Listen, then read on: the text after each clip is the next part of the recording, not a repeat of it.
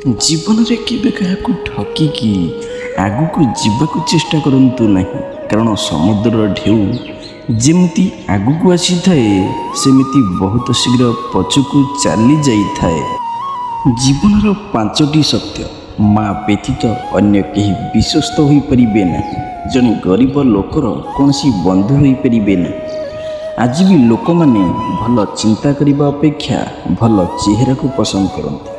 सेमाने केवल टंका पाई एवं मनीष पाई नुहे। जो व्यक्ति को आपण स्पेशल बोली भावती से हेउछंती जे आपण को अधिक कष्ट दियंती। जीवन रे दुई जनक जतन नेबा अत्यंत गुरुत्वपूर्ण। पिता जी तुमर विजय पई सब किछि हराइले, माता जहाको तुमे प्रत्येक दुखरे डाकिल। दिने जीवन को मृत्यु डाकी पचारिला, समस्ते तते ते भल पाती हेले मते घृणा करती कहीं। जीवन उत्तर देला, कारण मु गोटे सुंदर मिथ्या आउ तू एक जंत्रणादायक सत्य। खाद्य को स्वर्ग को पठाइबार सुविधा नहीं बंधु। बापा माँ बंची थाउ थाउ जहा भलरे मुठे खाइबा को दियो, मरीगला परे खीरी पुरी सुसाद्य खाद्य दे भोजीभात करवा बेकार। लुह ही जनाई थाए तुम जंत्रणार गभीरता केते। गर्व ही जनाई थाए तुम पाखरे धन केते। व्यवहार ही जनाई थाए तुम परिवार संस्कार केते।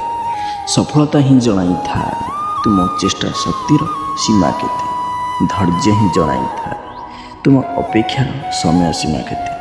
भय ही जनाई थाए तुम भल पाइबार गभीरता केते।